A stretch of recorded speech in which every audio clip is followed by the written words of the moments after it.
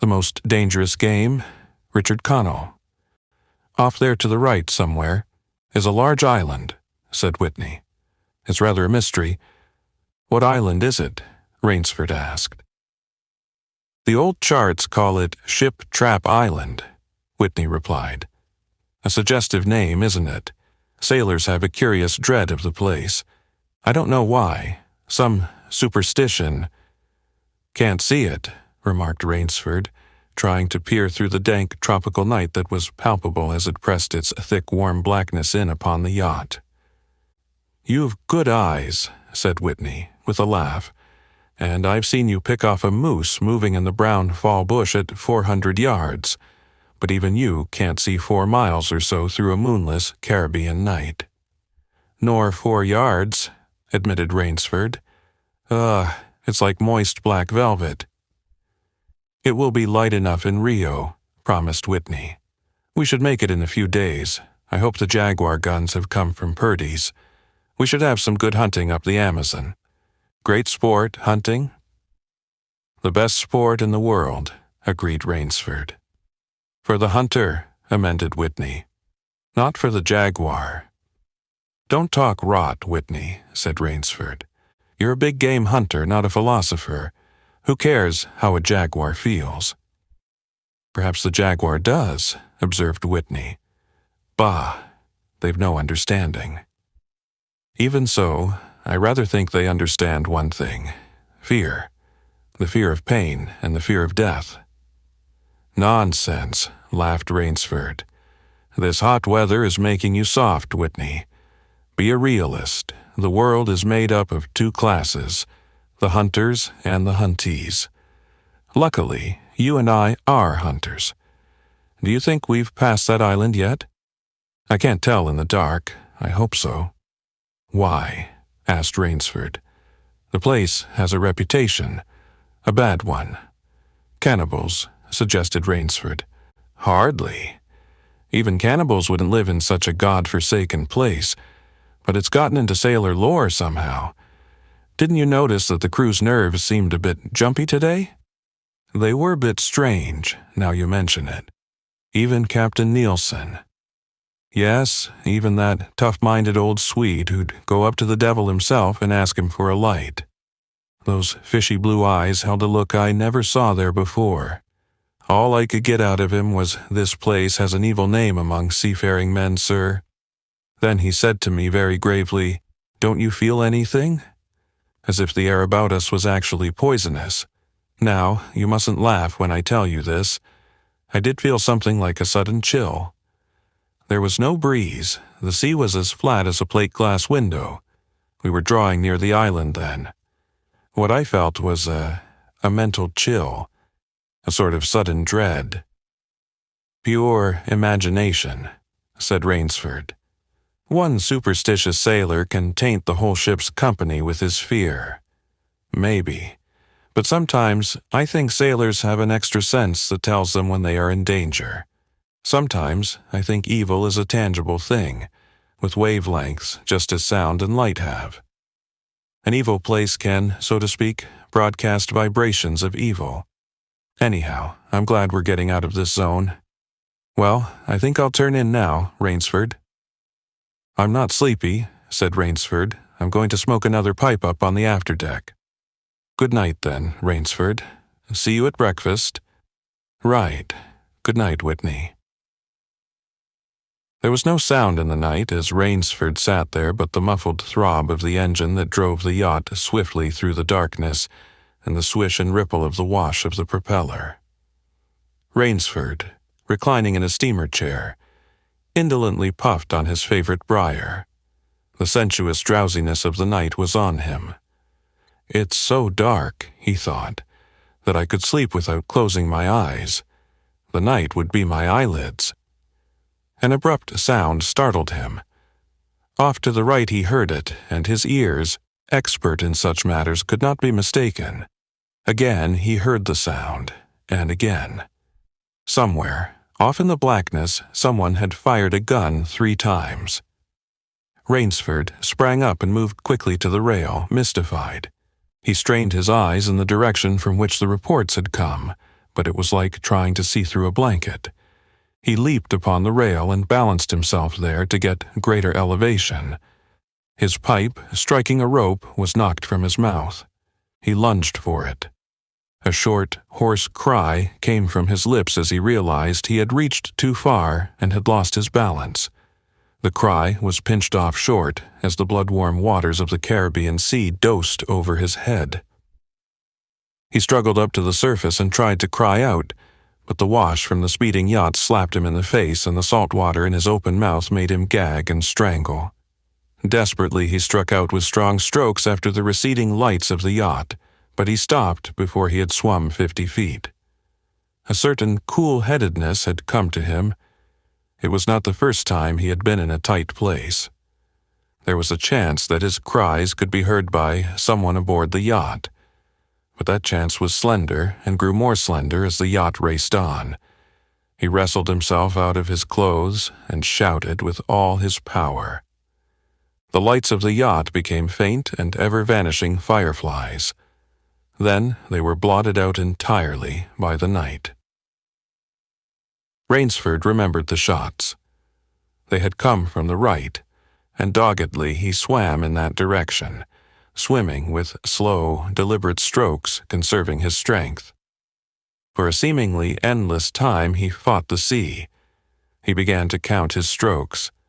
He could do possibly 100 more, and then Rainsford heard a sound. It came out of the darkness, a high screaming sound, the sound of an animal in an extremity of anguish and terror. He did not recognize the animal that made the sound. He did not try to. With fresh vitality, he swam toward the sound. He heard it again. Then it was cut short by another noise, crisp, staccato. "Pistol shot," muttered Rainsford, swimming on. 10 minutes of determined effort brought another sound to his ears, the most welcome he had ever heard, the muttering and growling of the sea breaking on a rocky shore. He was almost on the rocks before he saw them. On a night less calm, he would have been shattered against them. With his remaining strength, he dragged himself from the swirling waters. Jagged crags appeared to jut up into the opaqueness. He forced himself upward, hand over hand. Gasping, his hands raw, he reached a flat place at the top. Dense jungle came down to the very edge of the cliffs. What perils that tangle of trees and underbrush might hold for him did not concern Rainsford just then. All he knew was that he was safe from his enemy, the sea, and that utter weariness was on him. He flung himself down at the jungle edge and tumbled headlong into the deepest sleep of his life. When he opened his eyes, he knew from the position of the sun that it was late in the afternoon. Sleep had given him new vigor. A sharp hunger was picking at him. He looked about him almost cheerfully. Where there are pistol shots, there are men. Where there are men, there is food, he thought. But what kind of men, he wondered, in so forbidding a place? An unbroken front of snarled and ragged jungle fringed the shore. He saw no sign of a trail through the closely knit web of weeds and trees. It was easier to go along the shore, and Rainsford floundered along by the water. Not far from where he landed, he stopped. Some wounded thing, by the evidence, a large animal, had thrashed about in the underbrush. The jungle weeds were crushed down and the moss was lacerated. One patch of weeds was stained crimson. A small, glittering object not far away caught Rainsford's eye and he picked it up. It was an empty cartridge. "A .22, he remarked. "That's odd. It must have been a fairly large animal, too. The hunter had his nerve with him to tackle it with a light gun. It's clear that the brute put up a fight. I suppose the first 3 shots I heard was when the hunter flushed his quarry and wounded it. The last shot was when he trailed it here and finished it." He examined the ground closely and found what he had hoped to find, the print of hunting boots. They pointed along the cliff in the direction he had been going. Eagerly, he hurried along, now slipping on a rotten log or a loose stone, but making headway. Night was beginning to settle down on the island. Bleak darkness was blacking out the sea and jungle when Rainsford sighted the lights. He came upon them as he turned a crook in the coastline, and his first thought was that B had come upon a village, for there were many lights. But as he forged along, he saw to his great astonishment that all the lights were in one enormous building, a lofty structure with pointed towers plunging upward into the gloom. His eyes made out the shadowy outlines of a palatial chateau. It was set on a high bluff, and on 3 sides of it cliffs dived down to where the sea licked greedy lips in the shadows. Mirage, thought Rainsford.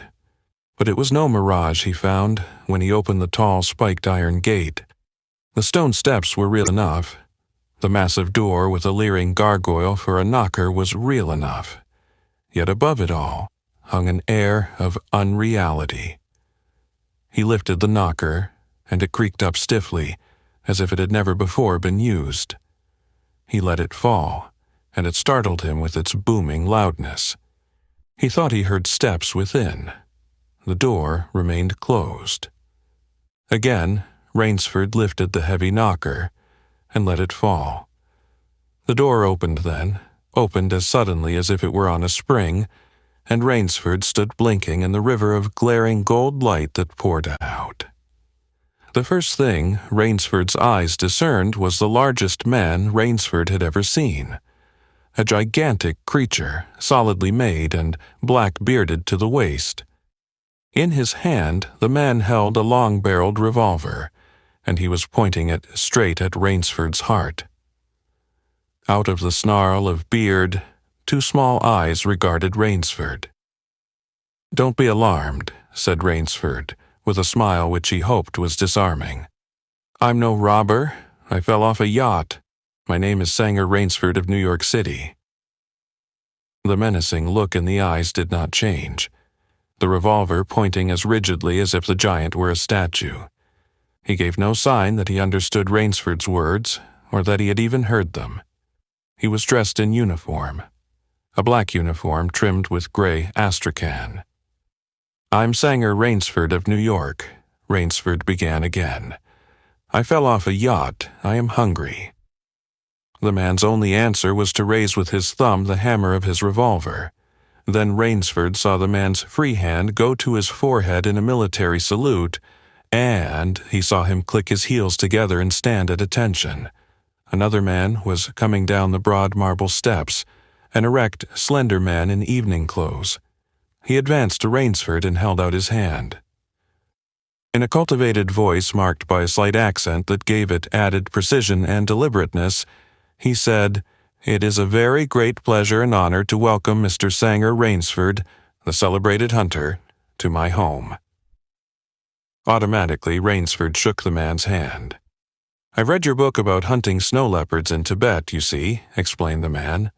"I am General Zaroff."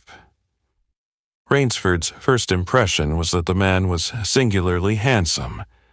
His second was that there was an original, almost bizarre quality about the general's face. He was a tall man past middle age, for his hair was a vivid white, but his thick eyebrows and pointed military mustache were as black as the night from which Rainsford had come. His eyes, too, were black and very bright. He had high cheekbones, a sharp-cut nose, a spare dark face, the face of a man used to giving orders, the face of an aristocrat.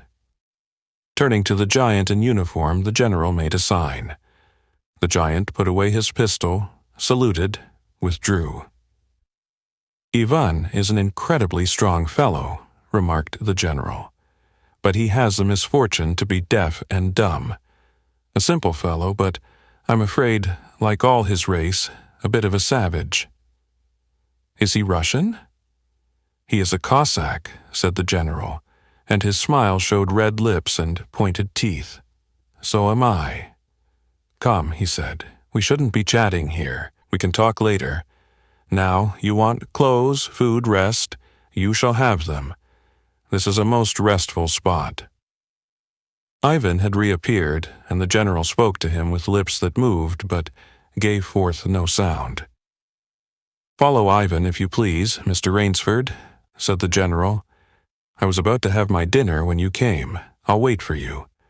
You'll find that my clothes will fit you, I think." It was to a huge, beam-ceilinged bedroom with a canopied bed big enough for 6 men that Rainsford followed the silent giant. Ivan laid out an evening suit, and Rainsford, as he put it on, noticed that it came from a London tailor who ordinarily cut and sewed for none below the rank of duke.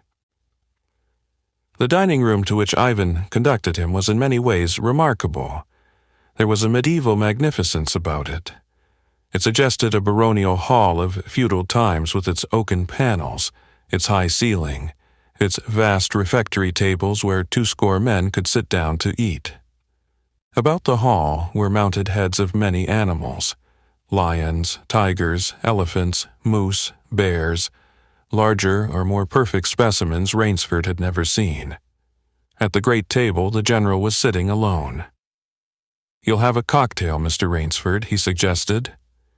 The cocktail was surpassingly good, and, Rainsford noted, the table appointments were of the finest: the linen, the crystal, the silver, the china. They were eating borscht, the rich red soup with whipped cream so dear to Russian palates. Half apologetically, General Zaroff said, "We do our best to preserve the amenities of civilization here. Please forgive any lapses. We are well off the beaten track, you know.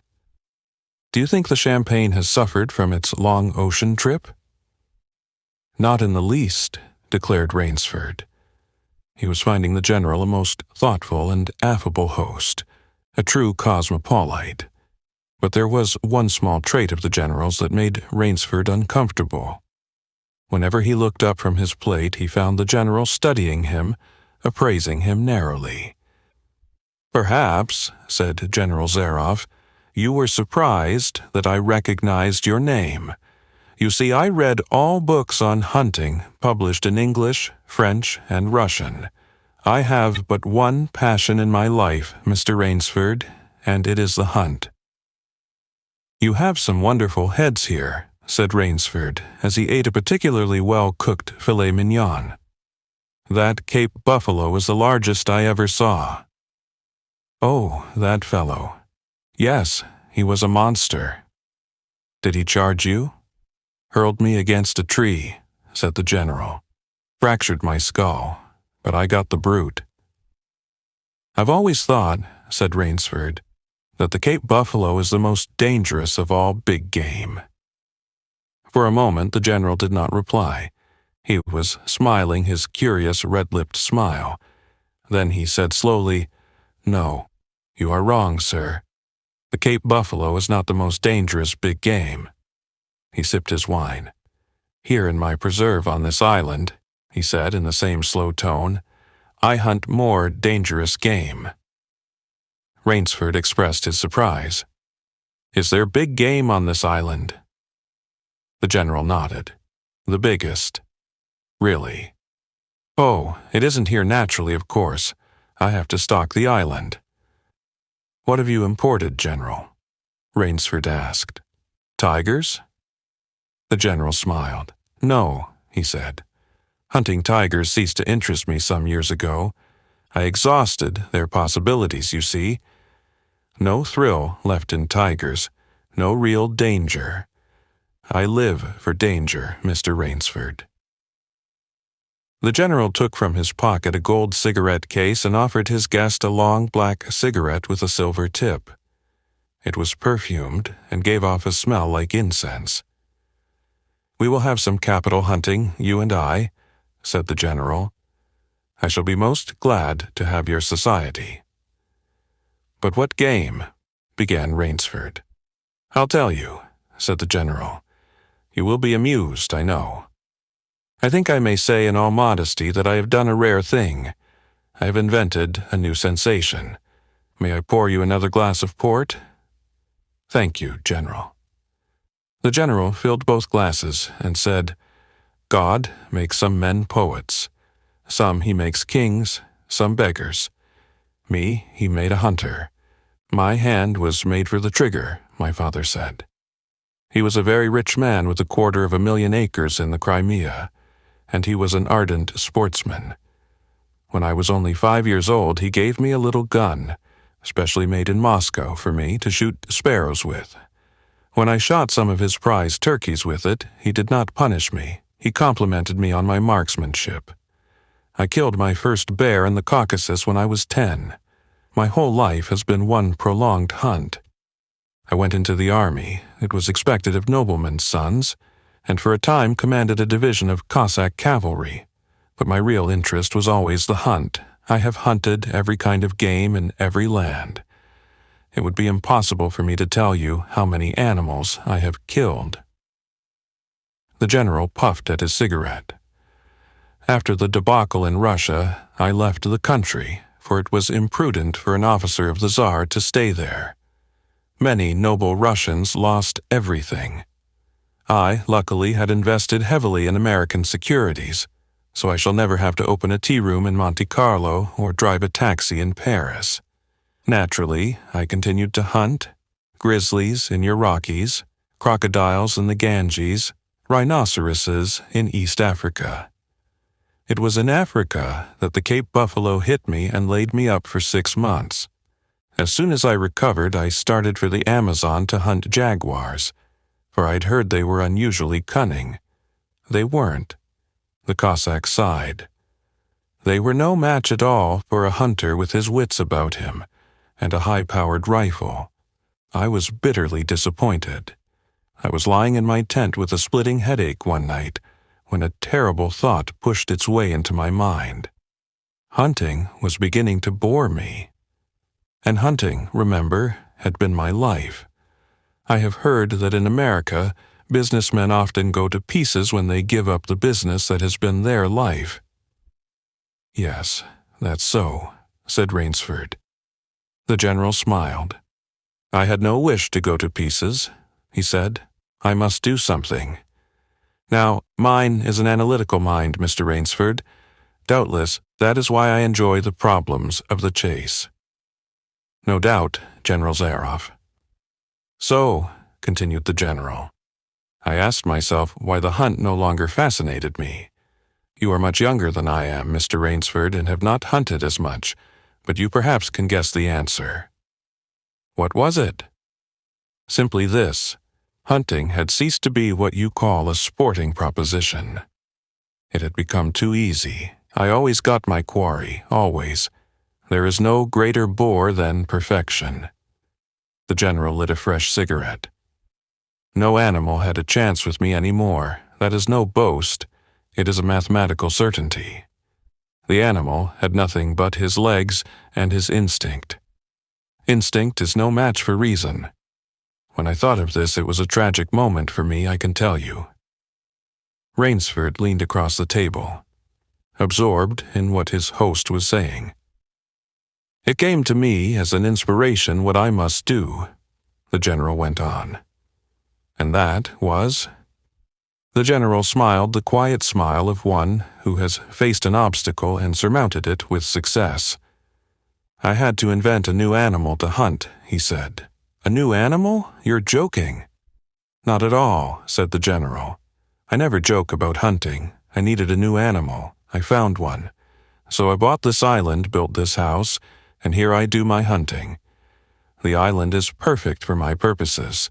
There are jungles with a maze of traits in them, hills, swamps. But the animal, General Zaroff. Oh, said the general, it supplies me with the most exciting hunting in the world.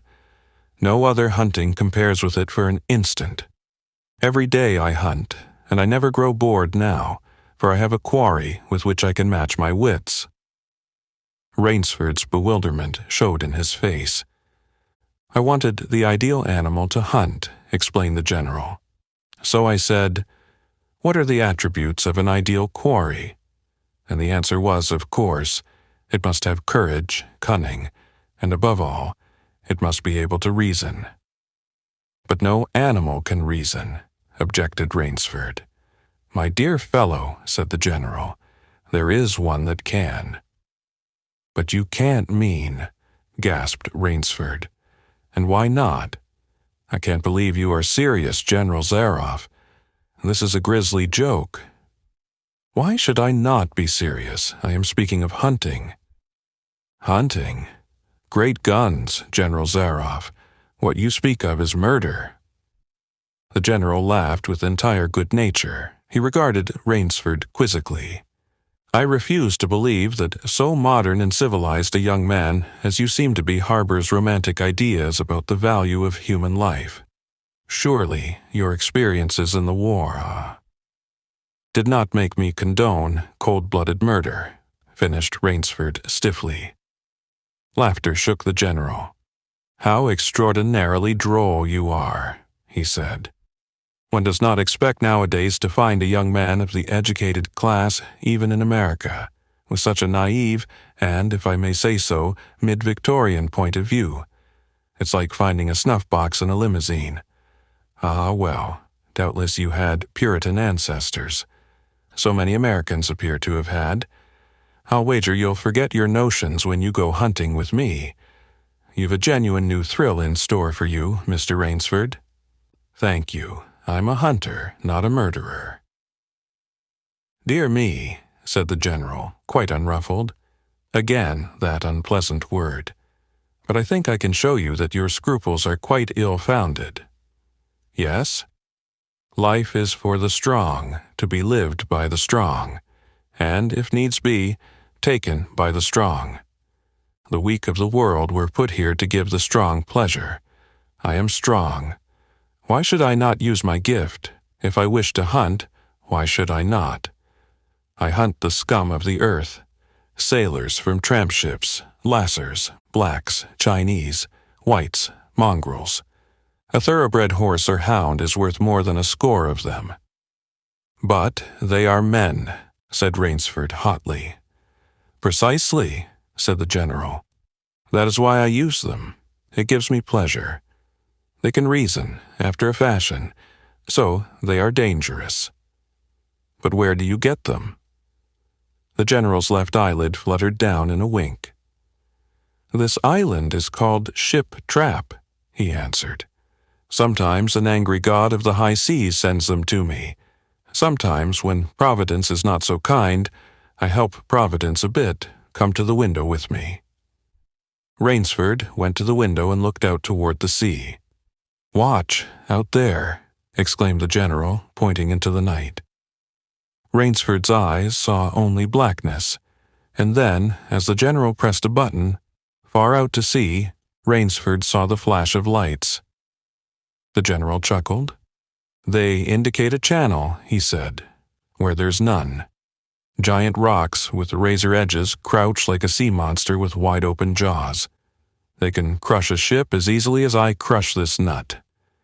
He dropped a walnut on the hardwood floor and brought his heel grinding down on it. "Oh, yes," he said casually, as if in answer to a question.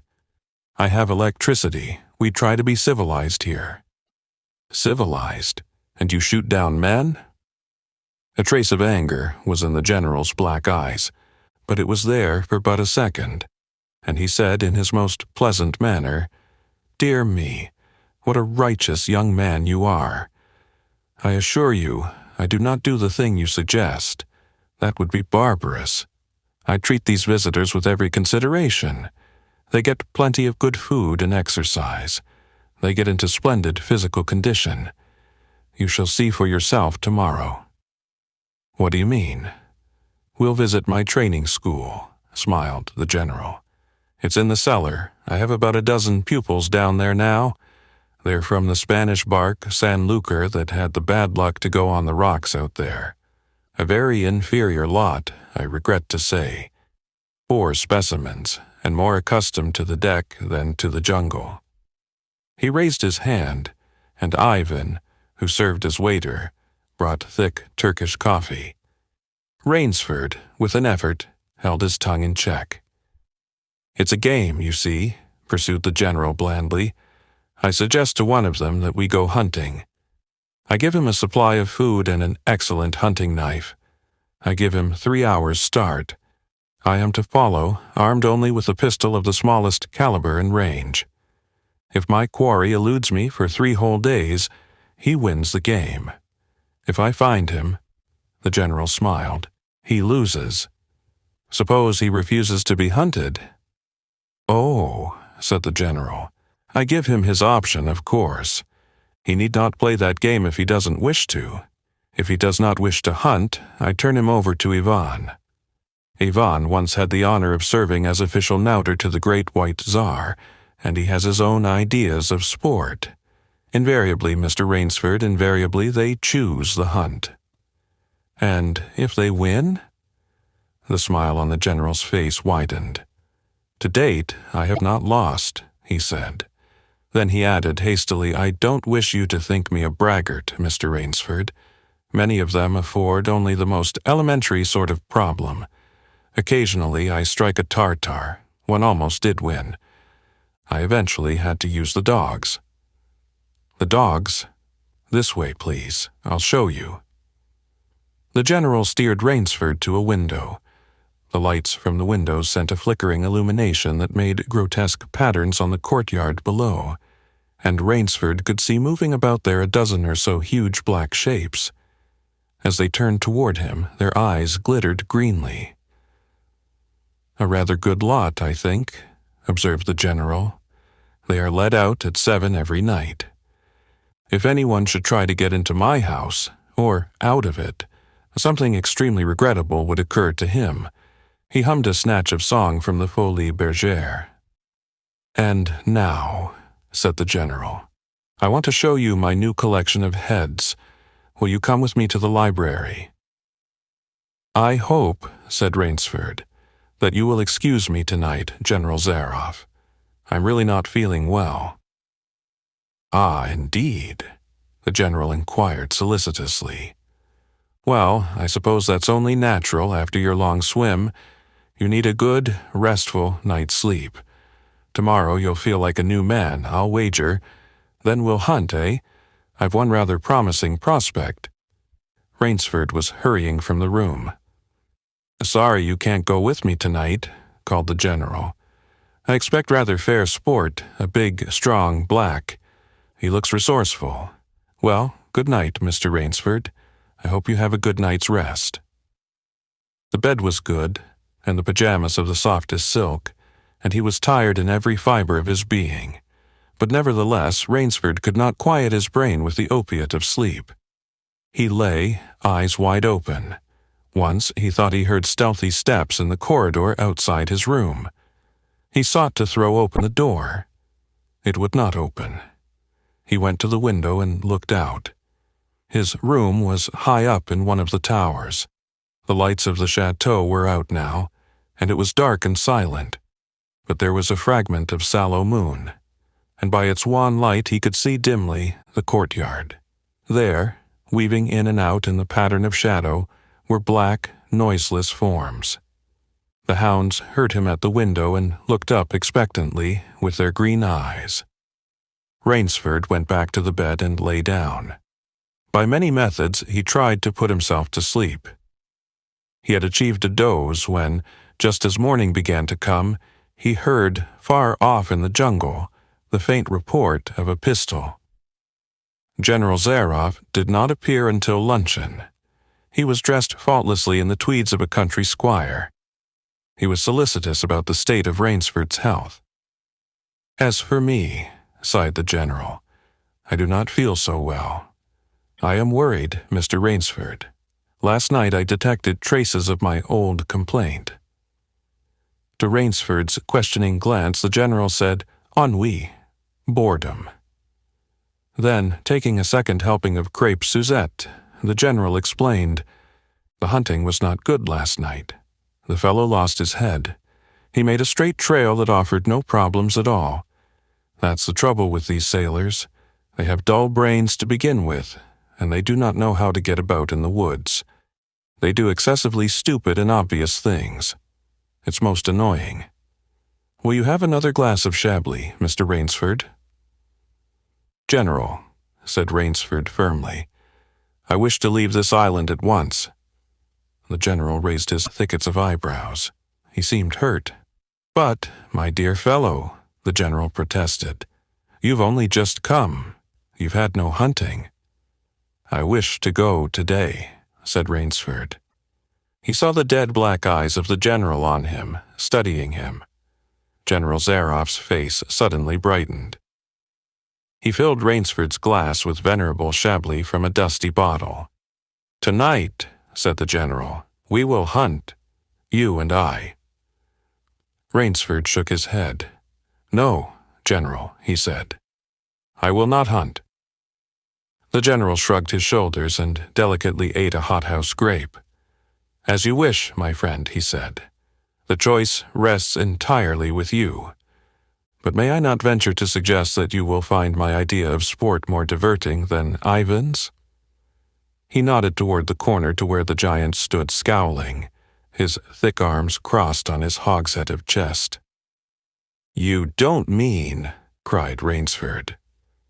"My dear fellow," said the general, "have I not told you I always mean what I say about hunting? This is really an inspiration. I drink to a foeman worthy of my steel, at last." The general raised his glass, but Rainsford sat staring at him. "You'll find this game worth playing," the general said enthusiastically. "Your brain against mine, your woodcraft against mine, your strength and stamina against mine. Outdoor chess, and the stake is not without value, eh?" "And if I win," began Rainsford huskily. "I'll cheerfully acknowledge myself defeat if I do not find you by midnight of the third day," said General Zaroff. "My sloop will place you on the mainland near a town." The general read what Rainsford was thinking. "Oh, you can trust me," said the Cossack. "I will give you my word as a gentleman and a sportsman. Of course, you in turn must agree to say nothing of your visit here." "I'll agree to nothing of the kind," said Rainsford. "Oh," said the general, "in that case. But why discuss that now? 3 days hence we can discuss it over a bottle of Veuve Clicquot, unless—" The general sipped his wine. Then a businesslike air animated him. "Ivan," he said to Rainsford, "will supply you with hunting clothes, food, a knife. I suggest you wear moccasins. They leave a poorer trail. I suggest, too, that you avoid the big swamp in the southeast corner of the island. We call it Death Swamp. There's quicksand there. One foolish fellow tried it. The deplorable part of it was that Lazarus followed him. You can imagine my feelings, Mr. Rainsford. I loved Lazarus. He was the finest hound in my pack. Well, I must beg you to excuse me now. I always take a siesta after lunch. You'll hardly have time for a nap, I fear. You'll want to start, no doubt. I shall not follow till dusk. Hunting at night is so much more exciting than by day, don't you think? Au revoir, Mr. Rainsford. Au revoir." General Zaroff, with a deep, courtly bow, strolled from the room.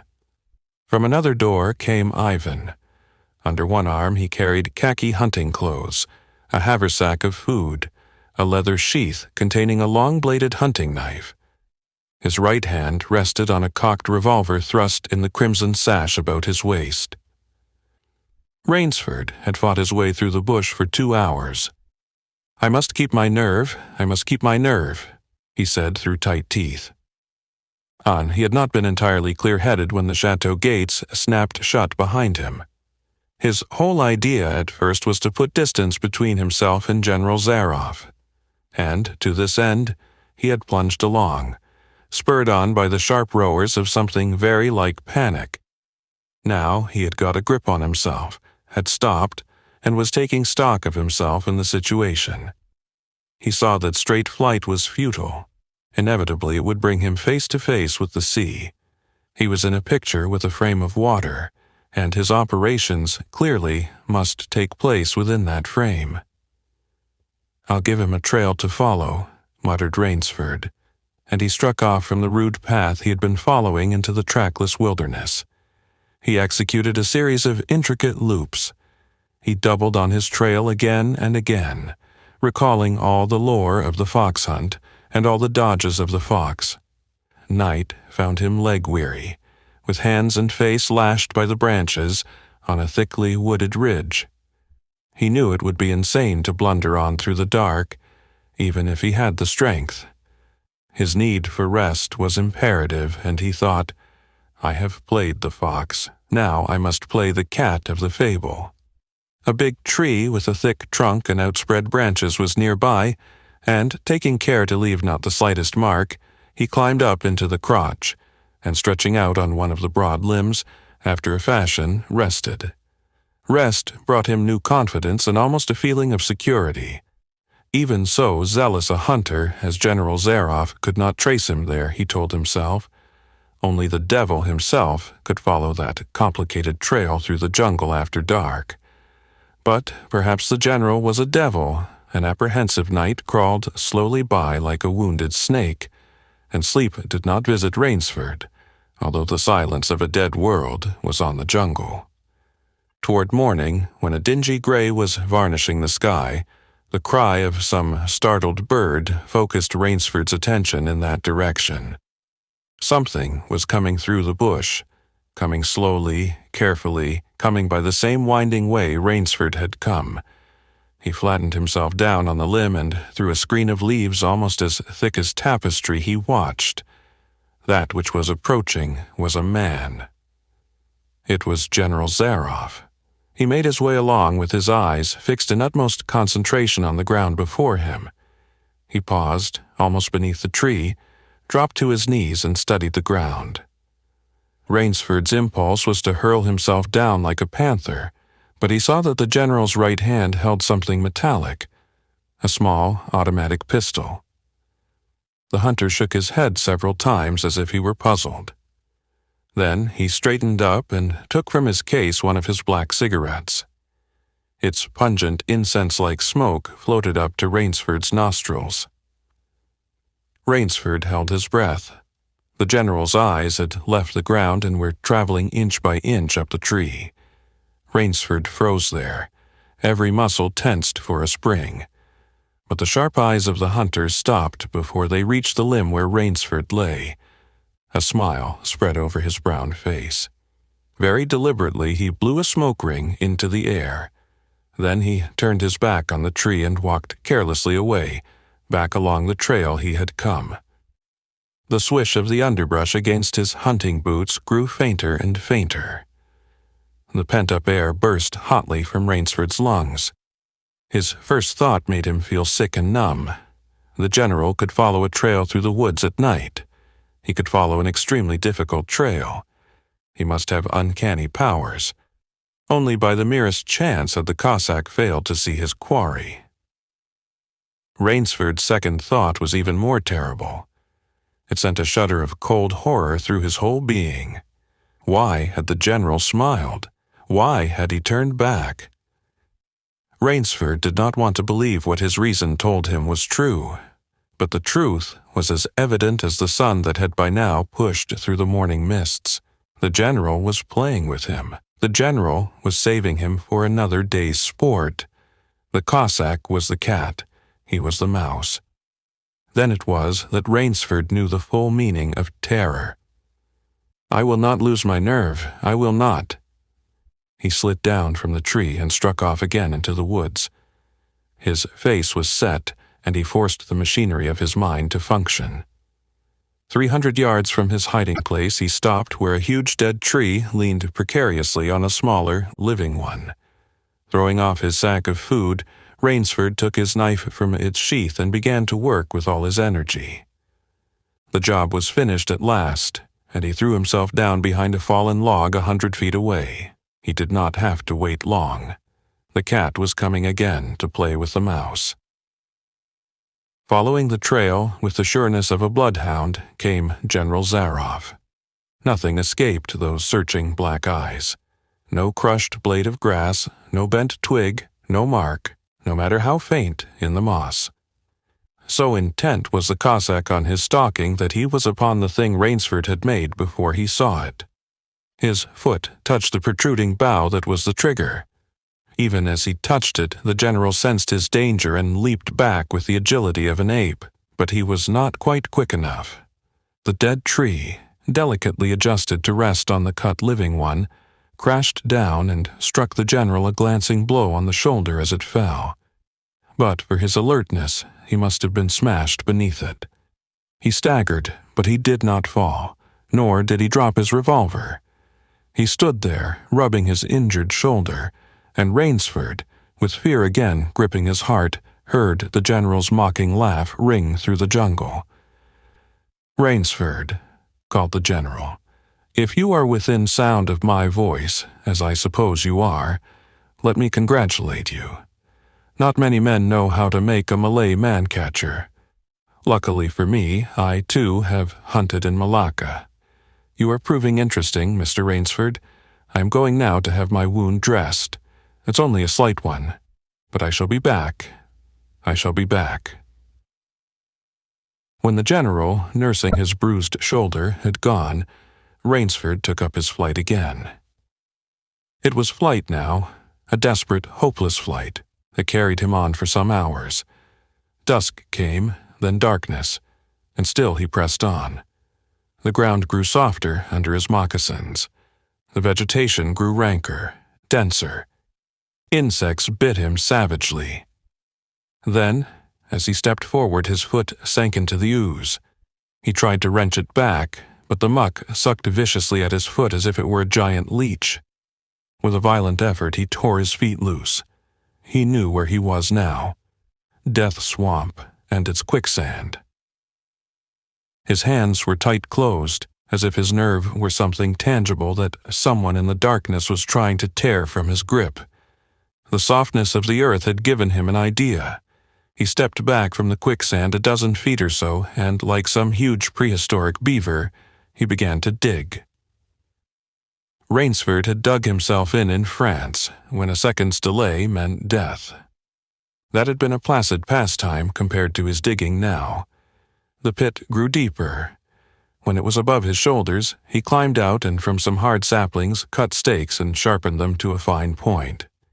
These stakes he planted in the bottom of the pit with the points sticking up. With flying fingers he wove a rough carpet of weeds and branches, and with it he covered the mouth of the pit. Then, wet with sweat and aching with tiredness, he crouched behind the stump of a lightning-charred tree. He knew his pursuer was coming. He heard the padding sound of feet on the soft earth, and the night breeze brought him the perfume of the general's cigarette. It seemed to Rainsford that the general was coming with unusual swiftness. He was not feeling his way along, foot by foot. Rainsford, crouching there, could not see the general, nor could he see the pit. He lived a year in a minute. Then he felt an impulse to cry aloud with joy, for he heard the sharp crackle of the breaking branches as the cover of the pit gave way. He heard the sharp scream of pain as the pointed stakes found their mark. He leaped up from his place of concealment. Then he cowered back. 3 feet from the pit a man was standing, with an electric torch in his hand. "You've done well, Rainsford," the voice of the general called. "Your Burmese tiger pit has claimed one of my best dogs. Again, you score. I think, Mr. Rainsford, I'll see what you can do against my whole pack. I'm going home for a rest now. Thank you for a most amusing evening." At daybreak, Rainsford, lying near the swamp, was awakened by a sound that made him know that he had new things to learn about fear. It was a distant sound, faint and wavering, but he knew it. It was the baying of a pack of hounds. Rainsford knew he could do one of 2 things. He could stay where he was and wait. That was suicide. He could flee. That was postponing the inevitable. For a moment he stood there, thinking. An idea that held a wild chance came to him, and, tightening his belt, he headed away from the swamp. The baying of the hounds drew nearer, then still nearer, nearer, ever nearer.